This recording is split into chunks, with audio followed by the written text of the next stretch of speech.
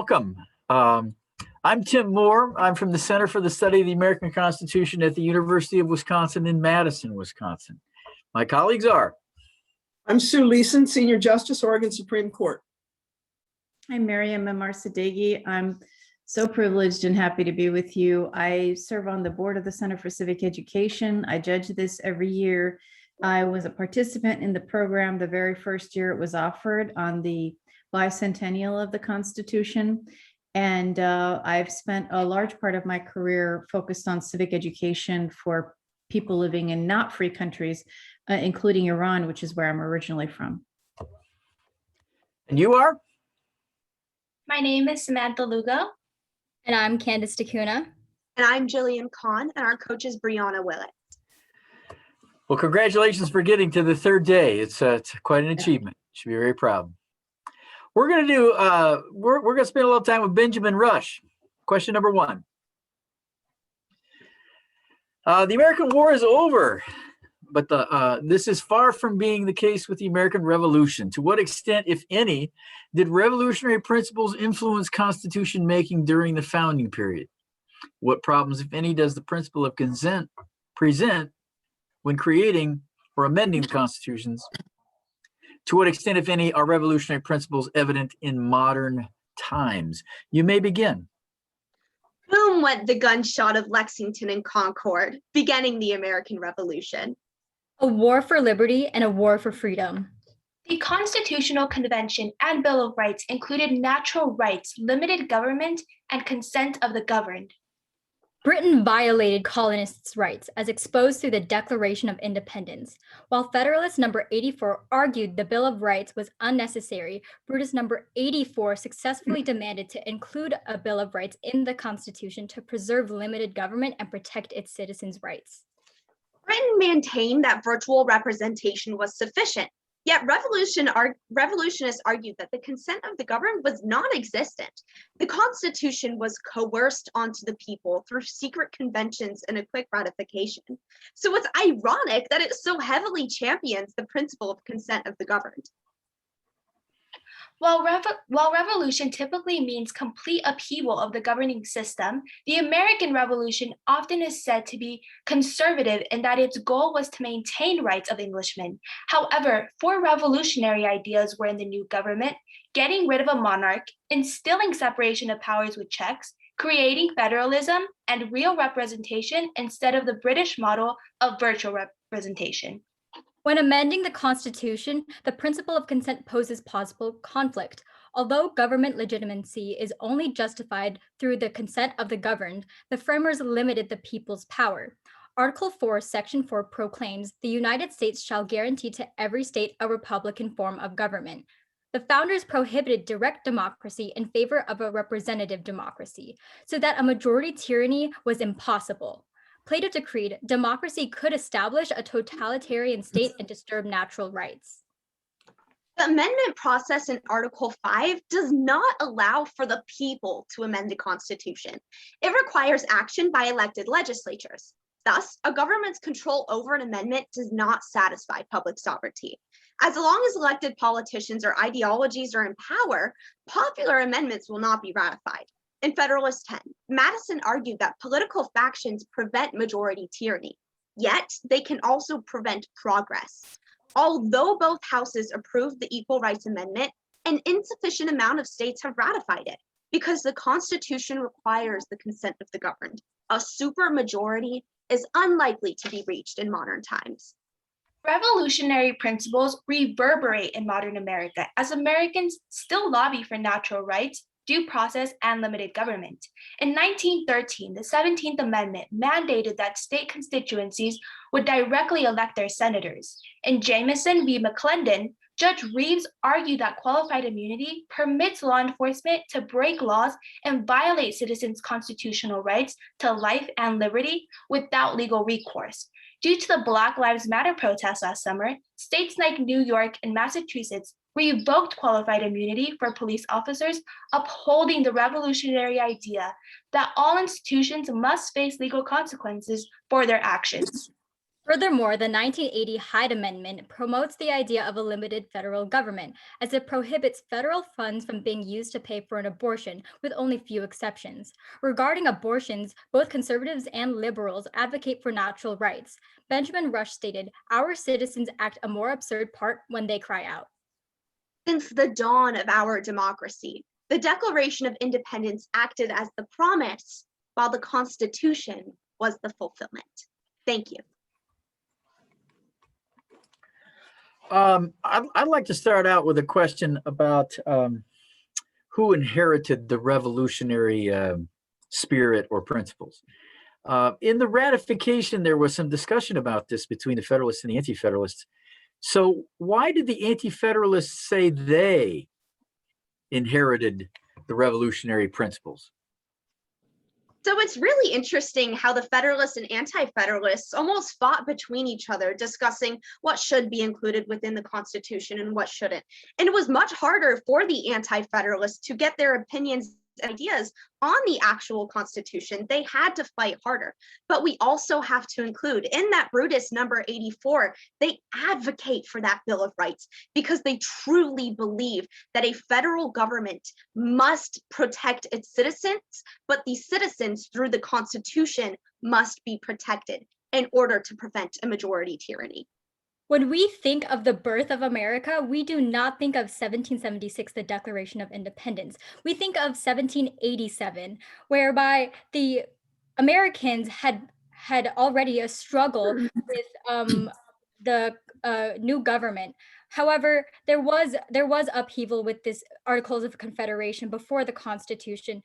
There was the Whiskey Rebellion, showing that there needed to be more reform with this government. So of course, there had to be an establishment of a new institution. It can Well, be. I want to take you on that point, if it's all right to continue with some questions here.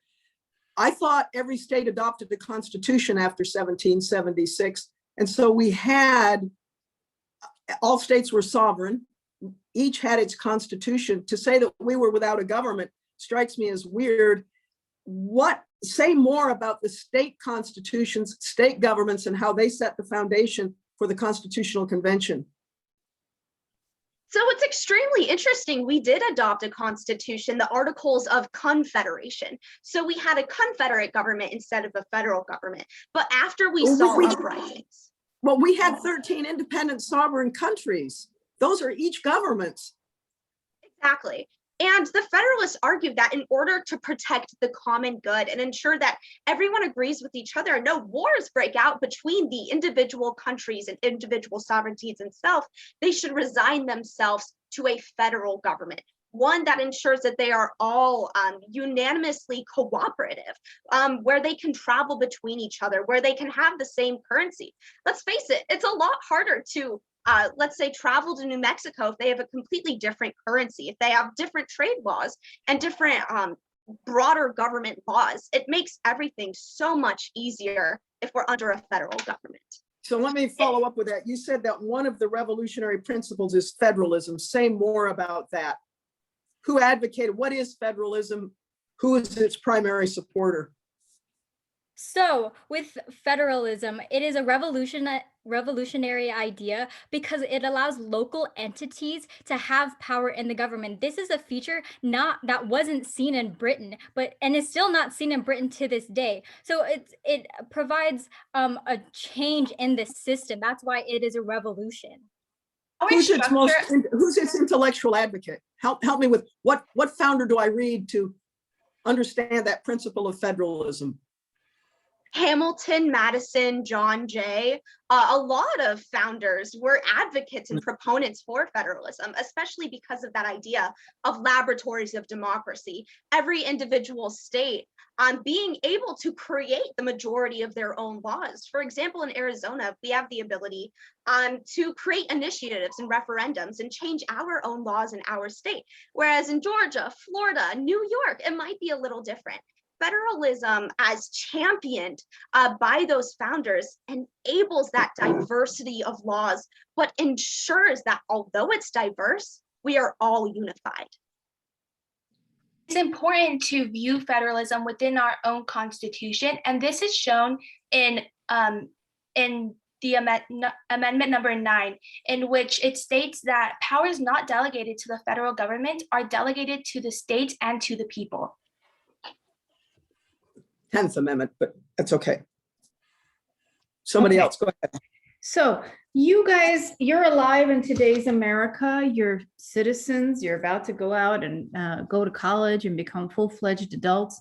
As part of your responsibility, what do you think are the most important ways that you need to be protecting consent and expanding it? We need to expand consent by being active members within our representative system of democracy.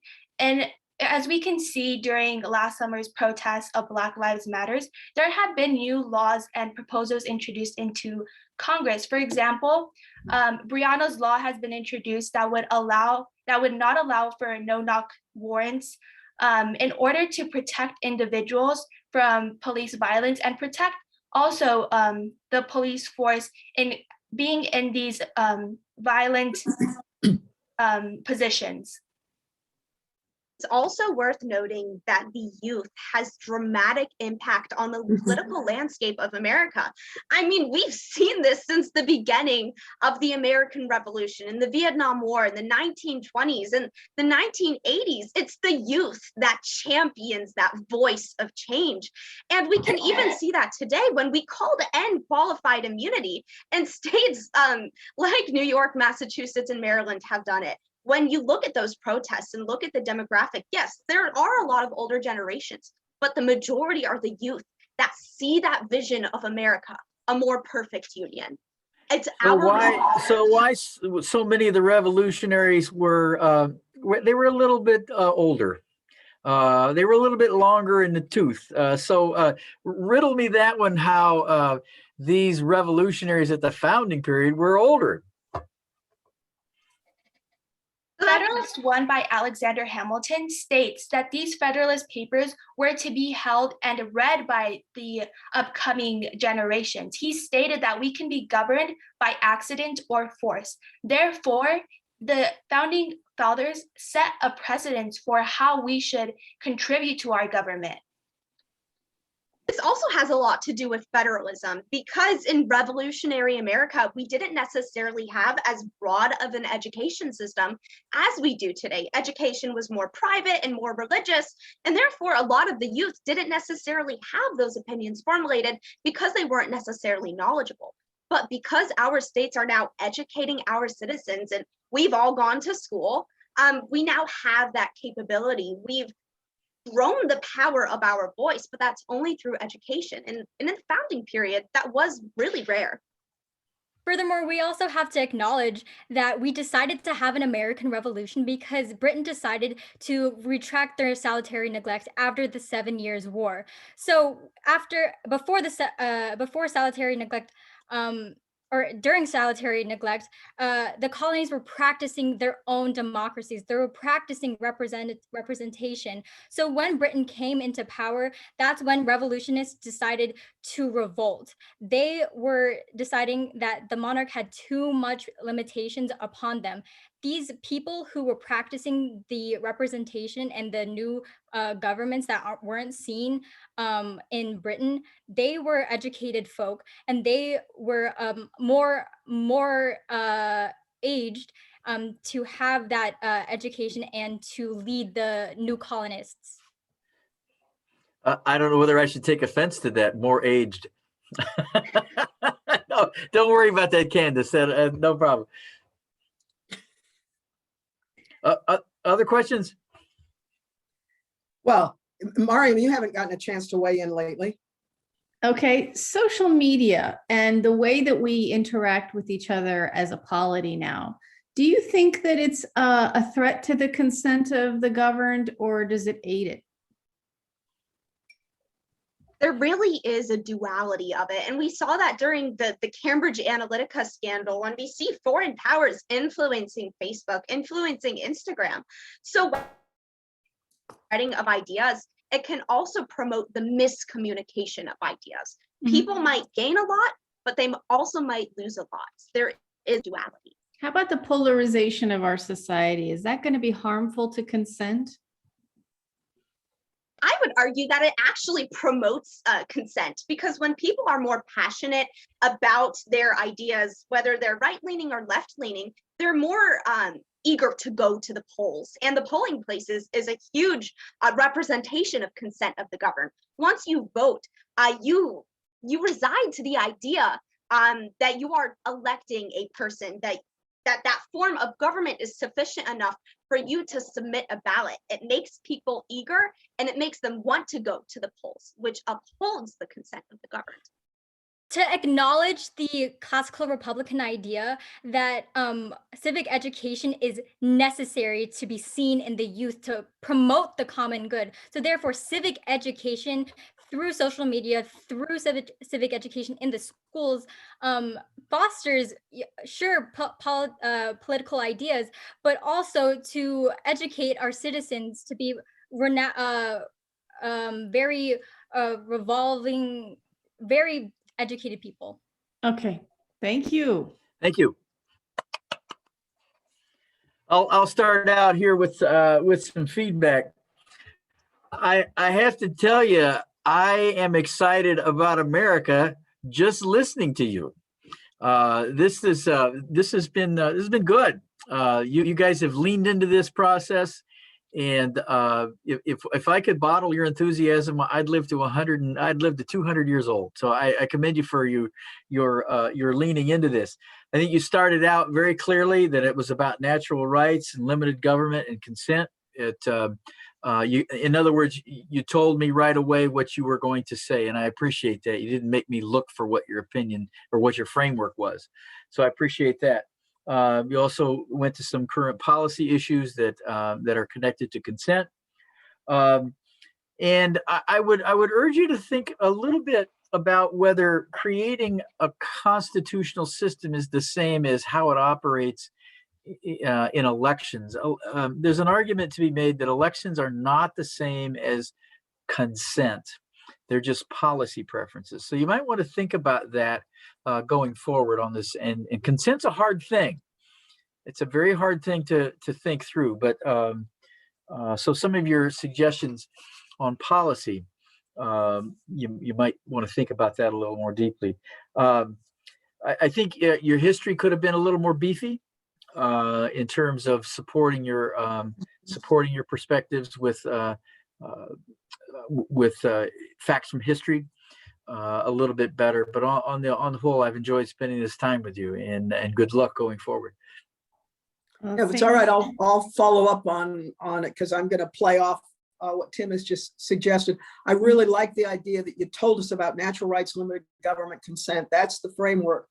I'm puzzled that the revolution sort of came to fruition at the Constitutional Convention. There are a whole lot of us who look to those state constitutions as the real starting place, giving the drafters of the National Convention something to play off of. Even in drafting the Bill of Rights, they look to the state Bill of Rights. I'm really going to push you hard on your theory that federalism is one of our founding principles. Federalism emerged out of the Connecticut Compromise, which James Madison said was a disaster, would prevent the system from ever working. He fought for days after the Connecticut Compromise to get it undone, where the states actually have a say in the operation of the government. That's federalism. The 10th Amendment doesn't delegate powers to the states. The states retain what's not given up. The states were sovereign entities. So I just want to push you a lot harder to focus on federalism in perhaps a way that is more historically accurate, as much as we love our enthusiastic embrace of states today. Moreover, Madison defines a faction as being able to constitute a number of citizens, whether amounting to a minority or a majority of the whole. There can be majority factions. He doesn't try to get away from majority tyranny by setting factions free. He's got to deal with that problem of majority faction tyranny. And that's what Federalist 10 is about. So in your leisure, review that. Now, my final criticism is really important. You forgot to mention the hippies as a youthful generation that really changed things in America. All right. Thanks for a very engaging presentation. Yeah. Okay, I just want to say one thing, and that is that if you want to understand something, sometimes a good way to do it is to understand better what it means to not have that. And so sometimes a comparative political perspective can be helpful. Countries where consent of the governed is entirely lacking, what does that teach us about how a good government, a democratic government, does guarantee it? So you can add that to this kind of work. I wish you the very, very best. Such a pleasure to be with you. Thanks so much. See ya.